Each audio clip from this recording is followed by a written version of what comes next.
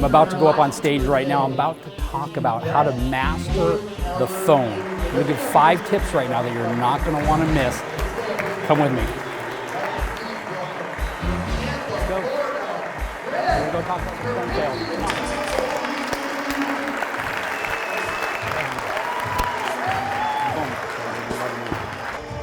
Hello, Chicago! Woo! Who here wants to master phone sales? Bam. Thank you. Today what I'm going to do is I'm going to show you 5 tips on how to become an absolute rock star when it comes to selling over the phone. So what I want you to do right now is this. I want you to visualize phone sales different than you've ever visualized it ever in your life. See, I believe that most salespeople, they don't understand phone sales. They get on the phone and they're just feeling like they're talking to air. You've got to make it real. Do you want to see what phone sales looks like? Cody, can you take a seat? This is phone sales. Cody's in Springfield, Missouri. I'm in Tampa, Florida. But this is how you should view it mentally. Your mindset should be that you're sitting right across from that person. You have to visualize them. When I'm on the phone talking to somebody, I'm looking at them in a different way than anybody else. If I am going ahead and I'm calling Cody in Springfield, Missouri, I am mentally getting in a plane in my mind, and I'm flying to Springfield, Missouri, and I'm sitting right across from Cody. I'm making him a human being. What happens then, it does not become transactional. It becomes a relationship. And that's how you should view phone sales. So when you're on the phone, keep this picture right now. See this picture in your mind. Because what I would do is I would go ahead and I would make that person a real person. I would start giving them characteristics. I might give Cody glasses right now, even though he's not wearing any. You know, I might give him long hair. I might give him a full beard. Who knows? That's what you have to do. I would get pictures from clients afterwards a lot of times, and I'd be like, wow, I was actually pretty spot on. Other times I was like, whoa, I was way off. But it didn't matter because I made them a real person. So thank you. Thank you, Cody. Boom. Thank you, buddy. So here's what I got sick and tired of. I got sick and tired of this. Hanging up the phone. I got sick and tired of people hanging up the phone. In one of my first sales jobs, I was on the phone with a contractor. And we're getting ready to go ahead and close the sale. And he goes, Greg, you're going to have to call me back later because I'm actually standing on a roof right now. I was blown away because I'm usually really good at finding out, listening to things in the background. I couldn't tell that he was on the roof. I didn't hear any wind. I didn't hear anything else. And I have a fear of heights. So I'm sitting there going, how did this human being answer the phone on a roof for a total stranger, have a full conversation with that individual, and at that point right now, he's telling me to call me back later. And my mind said, no, I'm not calling him back later. He said, you're going to have to call me back later, my credit card's in the car. And immediately my mind went, you know what? I said, do me a favor. Go to the edge of the roof, climb down the ladder, go to your car, and grab your credit card. And I shut my mouth. The entire call center, actually, everybody stood up because I'm pretty loud. And I could hear them whispering, did Greg just tell somebody to get off the roof? And the guy says, did you just tell me to get off the roof? And I said, that's exactly what I said. I said, go down. You need a break right now anyway. Let's get this thing taken care of. And now you're not going to have to worry about, because back then you had to go to a conference room for 3 days. This was being done all online. So I told him, I said, now you're not going to have to go to a conference room. We'll be able to do this all online. And I shut my mouth, and it seemed like an hour. And he said, hold on 1 second. That phone call changed my life, because here's what happens. Every single time you don't close the phone and somebody hangs up, you've just made somebody else's job a little bit easier for them. Does that make sense? Every time you hang up the phone, you've just made somebody else's job easier for them. So you've got to get really good at selling over the phone. So I'm going to give you 5 tips right now to be an absolute sales rock star over the phone that you're going to want to write down. The very first thing is this. Number 1 is you have to be prepared.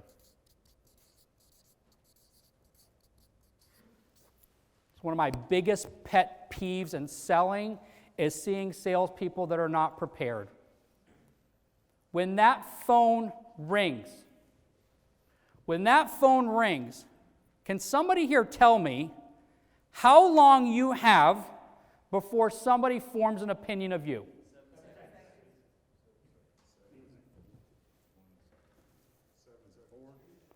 Who said 3? Come here, I got a book for you. You have 3 seconds.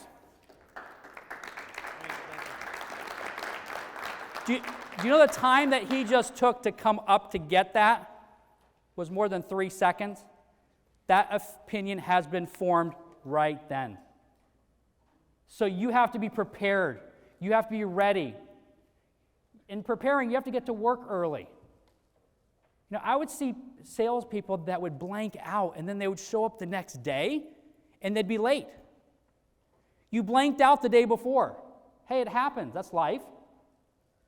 But you get there early. You get prepared. You get ready for that first call.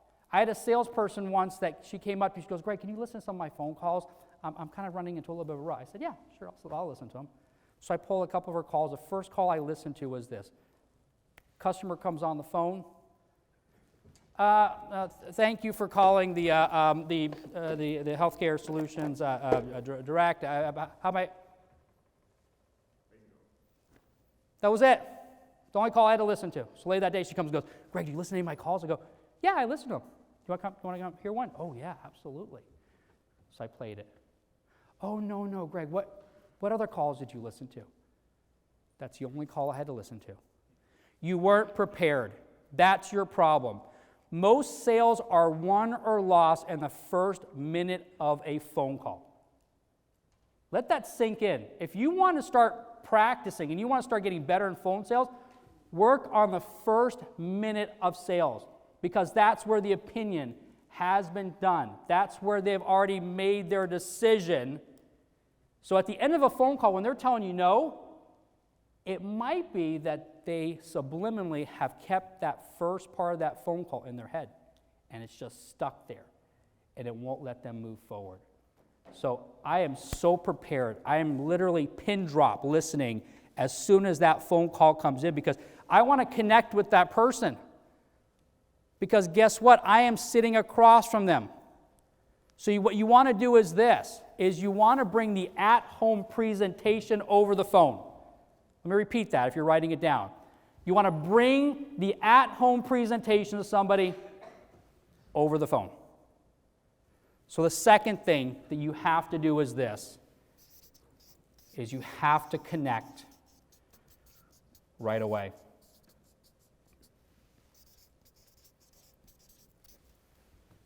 How do you connect right away? This is probably the most simple, easy advice I could give anybody in here. And guess what? Some of you in here will not do it. Because I've trained so many people, and I've put it in their heads, and they still do it wrong. Can anybody here tell me what the sweetest sound to the human ear is? Their name. Your name is the sweetest sound to the human ear. Okay? Josh means nothing to me as far as a name. Sorry. It's all good. Greg means nothing to Josh as far as a name. But to Greg, me, that's the most important thing about me. To Josh, that's the most important thing about him. So when you start talking to somebody, take the Mr., Mrs. out of the equation. There's no sir or ma'am anymore on the phone. You have to use their first names. Well, that's a little too personal. That's the goal. You have to get personal with somebody. We're creating relationships. We're not creating transactions. That's why most people fail. That's why, Cody, 92% of people fail is they make it a transaction. They don't make it a relationship. My first thought process when I'm on the phone with somebody is I am trying to create a relationship, even if I can't help them. So the first goal is make the relationship, make the connection. So I go with their first name. I was in a gas station the other day, and I walked in, and the guy behind was of Middle Eastern descent. And I asked him, I said, hey, what's your name? And it was literally like a blank look, like, what do I say? He goes, my name's Joe. I said, Joe, it's an absolute pleasure meeting you today. You're going to go on and do great things with your life. Oh, thank you. Thank you. I made him a real person. He was so happy. Try it. Work on it. Practice it. Start randomly asking people their names. The girl at the front today, her name was Deja. I ask everybody their first name, even when it's uncomfortable, because that's how you create relationships. The other way to connect with somebody is this, not just first names. Here's what you have to do. How have you been? Not how are you doing. How are you doing is a stop question. It stops the conversation. How have you been? Joe, how have you been? So I want everybody in here to do something right now. I want everybody to stand up. And what I want to do here in a second, because I don't want this to be long, our time is valuable right now, and we've got a couple things we need to get through, is I want everybody in here to turn in a second to the person behind them, and I want you both to exchange names, first names, and tell them, how have you been? And then also, after you've said, how have you been, I want you to tell them, you're going to do great things. So let's all turn around right now. First name, how have you been? You're going to go and do great things.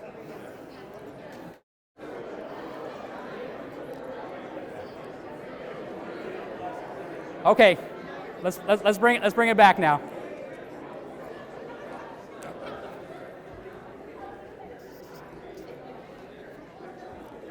So now that you've connected with them, you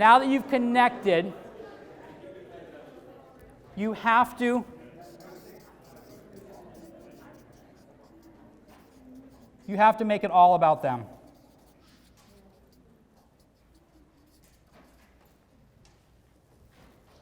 You want to keep doing transactions?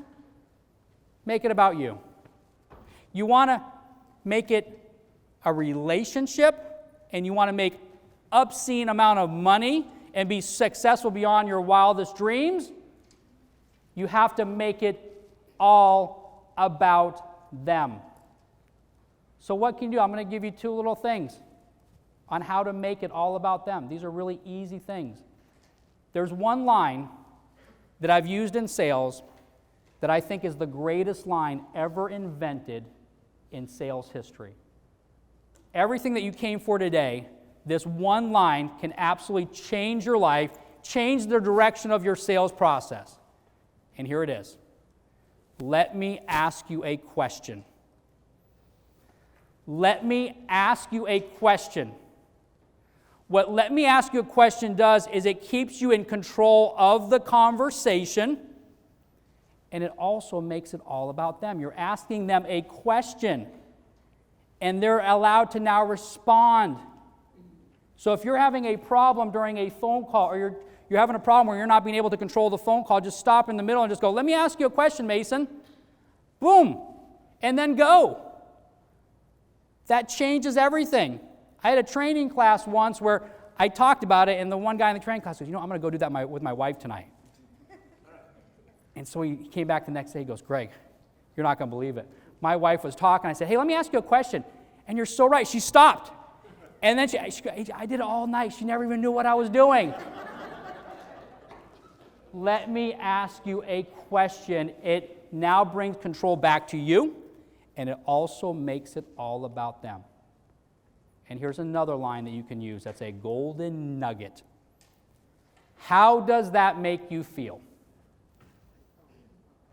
How does that make you feel?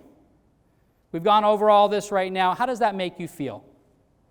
But you can also use it to push through a pain point. So if somebody had a heart attack, when you went through that, how did that make you feel? They're going to start telling you the pain that was involved. And all of a sudden now, you are on your way to creating a relationship, having a pain point, having a problem that you're able to sell. The fourth thing that you have to do is this, is you have to have a process.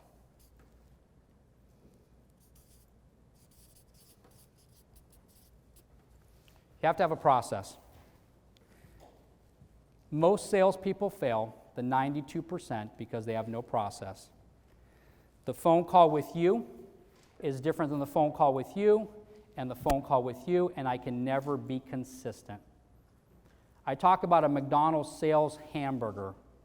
McDonald's became one of the most iconic and one of the most successful franchises on the planet because they made sure they were consistent. So whether I was in Chicago, the Windy City, or I was in Tampa, the heat capital, okay, the hamburger tasted the same. It was consistent. You have to be consistent. You have to have a process in place that is consistent with every single phone call. So what I do is I break it up into 4 compartments. The first compartment is connecting. I have to connect with the person first before the conversation can go any further. The way you connect a lot of times is you can do this. You can have them chuckle, say something funny. Have them chuckle. That'll help connect. So you connect with the other person. You cannot move to the second compartment unless the first compartment has been checked. If I can't connect with you, I'm sorry, the phone call is over. I have to work so hard at connecting. I can't move forward. Here's a great line to write down. If somebody, I'm trying to connect with them, and they're not connecting with me, I'm not just going to keep moving forward. I'm going to say, Jill, I'm here to work with you, not against you. I'm here to work with you, not against you. If you give me an opportunity, I promise you you're not going to regret it. Let me ask you a question. And you know what? Guess what? If I cannot connect with them, the call is over for me. The second thing is once you've connected with them, the second part of the process, you've got to qualify them. You've got to qualify them in the second part. The third part is where you present. That's your performance. And the fourth is the close. So all 4 of those compartments are separate. You cannot move to the second compartment, the third part, or the fourth compartment until each compartment has been satisfied. The last thing, the last tip is this.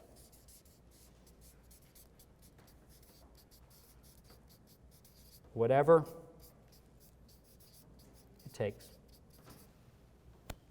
You got to do whatever it takes. You've got to practice. You've got to go ahead and you've got to put in the hours. There's no free lunch. You have to work hard. I'm going to give you a story right now of doing whatever it takes. My very first sales job out of college, the first month I was there was this big guy who was a trainer. He walked up to me. He said, "Hey, pretty boy, I hope you didn't unpack your things because you're not going to be here very long." You know, it was my first real sales job, so I mean, obviously I was a little worried because he was the top dog. And I looked him right in the face and I said, "I'm going to be the #1 salesman next month." He said, "Yeah, that'll never, ever happen." So the next month comes around. It's the last day of the month. 6 o'clock rolls around and I'm up by 2 sales. People are walking out the door. Greg patted me on the back. "You did it. You did it. We didn't even think you were going to do it. but you did it somehow. And so he looks at me and goes, man, you did it, man. Congratulations. You're an idiot. Get out of here. And I looked over and I saw something in his eyes. He wasn't done. So 7 o'clock, we're both on the phones. Nobody else is in the office. 8 o'clock rolls around. We're both on the phones. 9 o'clock rolls around. We're still both on the phones. I'm up still by one sale. We kept going back and forth in those 3 hours. And at 7 o'clock, he had actually gotten 3 sales, went up by 1 on me. And we kept going back and forth. Midnight rolls around. It's Friday. I had plans to go out after work. I changed those plans pretty quickly. Because guess what? I did whatever it took to be number one. I did whatever it took to be successful. There are times when I've gotten home late. I got home before today at 10 o'clock at night. I missed both my kids going to bed, and I had to grab a flight coming here. You have to do whatever it takes. So midnight rolls around, and we both look at each other, and I go, you know what, it's midnight, because we're calling the West Coast. I go, we call it 12:01. They're going to know on Monday morning when they walk in, and somebody's going to be in trouble. I said, but guess what? I'll keep going if you want to keep going right now. He said, no, Greg, you did it. We're done. I said, you know what? Perfect. We're going to walk out together. So I stood in the parking lot till 3 o'clock in the morning with him to make sure that he did not get up and walk up there and try to put in another sale. That's what you do. That's doing whatever it takes to be successful. There's no easy way. So you have to be prepared. You have to be ready. You have to connect right away using first names. How have you been? You have to go ahead and make it all about them. How does that make you feel? Asking questions. I can't tell you during a phone call how many times I'll say, let me ask you a question. In a 45-minute phone call, I'd probably tell you I've asked it 45 times because it grabs their attention each time I end up doing it. And then you have to have a process in place. You can get on and purchase my book, How to Sell the Problem, Not the Solution. They'll put up right now how you can connect with me. You can connect with me on Facebook. You can connect me through my personal account as well. There's my book that you can purchase on Amazon. Sell the Problem, Not the Solution. I'm getting people all the time that are sending me messages how this is changing their life in sales. Give my whole team a copy. Thank you. Okay? This is how to be successful. I'm going to end with this right now. I was reading this book just recently, and I came across this proverb, this poem, that nobody knows the author of it. And I read it, and then I read it again, and then I memorized it. And I find myself constantly in my mind saying this over and over again. I'm only going to say this one time. It's a story. So I want you to listen very, very carefully to every word I say. For the want of a nail, the shoe was lost. For the want of a shoe, the horse was lost. For the want of the horse, the message was lost. For the want of the message, the battle was lost. For the want of the battle, the kingdom was lost. And all for the want of a horseshoe nail. How important is it to be prepared? It's that important. And as I've read that over and over and over again, it just became very appropriate that today of all days, I changed it around a little bit. For the want of a nail, the message was delivered. For the want of the message, the battle was won. For the want of the battle, the kingdom was restored. And all for the want of 3 rusty nails. That's my time, Chicago. Thank you so much.